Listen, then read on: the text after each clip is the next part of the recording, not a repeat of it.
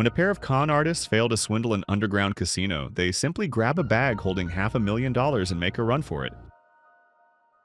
A dangerous storm is approaching the area, so the fugitives hide out in a resort hotel that's shutting down for the duration of the bad weather.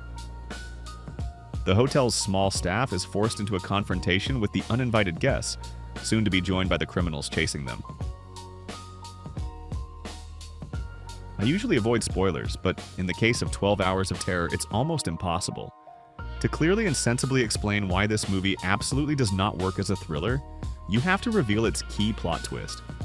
And honestly, in this case, it's practically necessary, so that any potential viewer understands exactly what awaits them and what sort of entertainment the filmmakers are offering.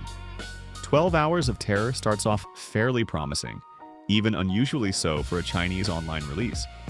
The creators quickly introduce us to several criminal types: a male-female duo of swindlers, a casino owner who looks as plain as can be, but turns out to be a master of martial arts, and his henchman, a man in women's makeup, with bright manicured nails and leather shorts worn over large fishnet stockings, a sight the other characters stubbornly ignore.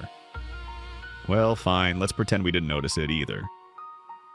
Anyway, after a fight breaks out at the casino, this foursome, along with a couple of nameless goons, ends up at a resort hotel, where the money bag, through the dumbest coincidence imaginable, ends up in the hands of one of the employees. The rest of the staff finds out. The prospect of getting rich quick excites them all, and each one starts dreaming up their own plan to grab the cash. So what happens next? Intriguing. But here comes the twist.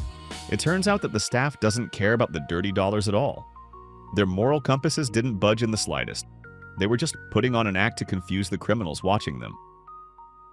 And this raises a pretty obvious question. Why invent so many characters if they're all essentially part of a single collective communist hive mind? And worse still, the thriller mechanics collapse completely. There's no threat, no stakes. The bandits explicitly say they won't hurt anyone. They just want to take back their own money and leave. Yet the law-abiding hotel employees fight for that bag as if it's a trove of national treasures about to be smuggled out of China. The characters' reckless bravery is partially explained by the film's total toothlessness. Over the course of an hour and a half, not a single major character on either side dies. Yes, you heard that right. Even the criminals, who keep getting into scuffles with each other, make it to the end credits entirely intact. I hate to make this comparison, but this isn't suspense or drama, it's masturbation. Lots of movement, zero result. It's also worth noting that 12 Hours of Terror looks quite outdated, not just because of the obviously low budget, but also because of the overall filmmaking approach. These days, even online-only releases tend to look more stylish and polished. It seems like this is one of those ill-fated films that sat on a studio shelf for years waiting for a miracle.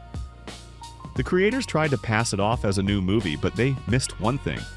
In one scene, a bandit bribes a boy with a fidget spinner, a fad that, as we all know, pretty much died out in the late teens.